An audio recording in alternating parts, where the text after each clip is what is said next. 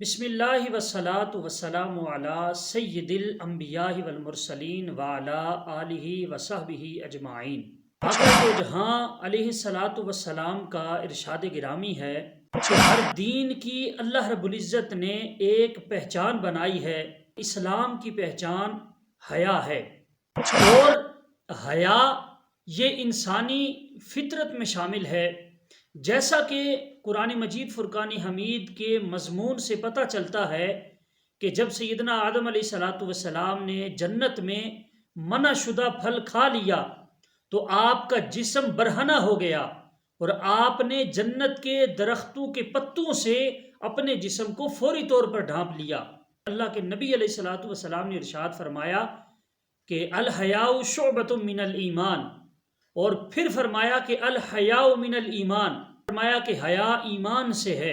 اور ایک اور حدیث پاک کے اندر نقل ہوا کہ اللہ کے رسول نے فرمایا کہ حیا سراسر خیر ہے، سراسر بھلائی ہے۔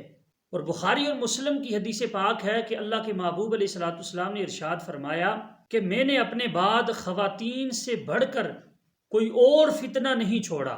اسی بات سے اندازہ لگا لیں کہ آج صابن کی کمرشل بننی ہو یا کسی بھی کپڑے کو بیچنا ہو، اس کو مشہور کرنے کے لیے خواتین کو استعمال کیا جاتا ہے، حتیٰ کہ قرآن مجید، فرقان حمید اور احادیث طیبہ، ہمارا دین اسلام اس چیز کی ہرگز اجازت نہیں دیتا۔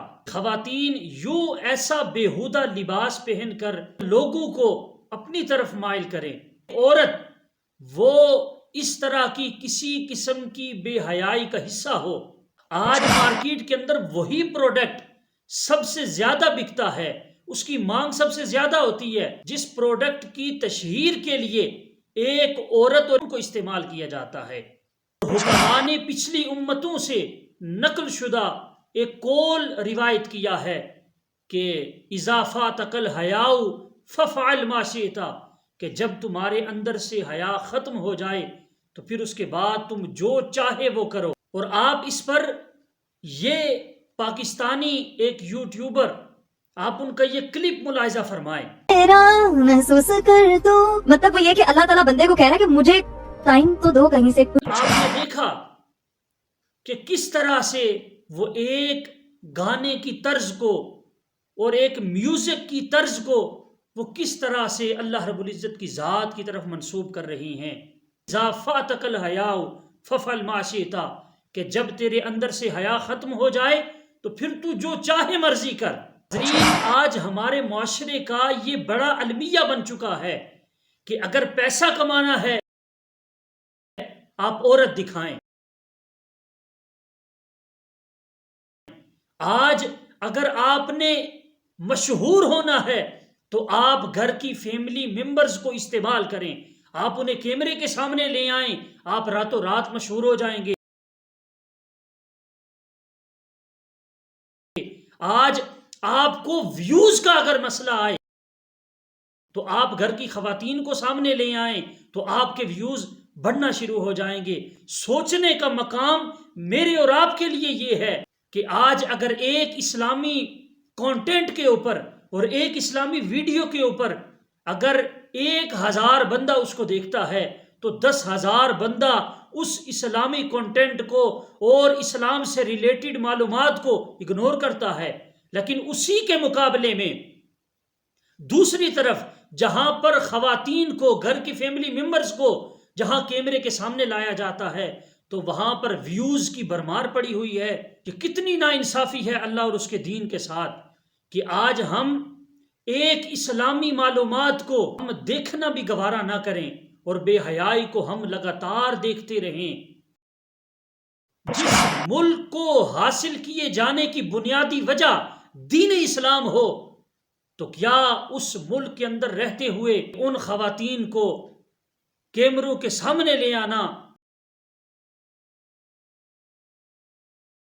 کہ جن کو ہمارا دین پردے کا حکم دیتا ہے، حیا کا حکم دیتا ہے اور غیر مرد سے بچنے کا حکم دیتا ہے۔ ناظرین، آج میں اپنی اس ویڈیو سے اپنے ان یوٹیوب ولاگرز کو یہ پیغام دینا چاہتا ہوں کہ خدا را ہوش کے ناخن لیں کہ آپ اپنے روزی اور روٹی کے لیے اور اپنے پیسے کمانے کے لیے آپ اپنے گھر کی عزت کو یوں پامال مت کریں۔